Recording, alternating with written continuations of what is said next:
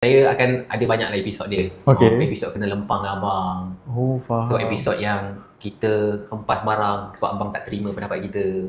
Tapi itulah kelebihan saya, kenapa saya boleh berada di diri saya sekarang. Saya ada supportive family yang gila hebat lah. Dan diorang semua duduk dalam bahagian bisnes kan.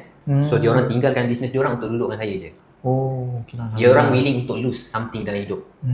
Itu mungkin, dan alhamdulillah saya tempuhi momen-momen tu di kala mak saya ada lagi. Sekarang mak saya dah tak ada.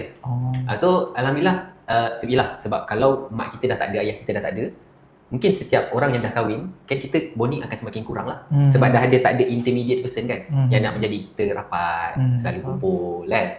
So masa tu saya rasa orang yang banyak mendidik saya tu. Jadi halangan dia sama, kalau tanya diri saya sekarang, masa saya nak berkahwin pun, kan saya cakap tadi susah nak konsisten.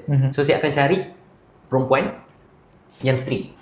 Walaupun perempuan strict ni ada risk, kita susah nak control dia. Tapi I have no choice. Saya tak ada choice. Kalau saya cari orang yang ikut saya, sama-sama hanyut lah.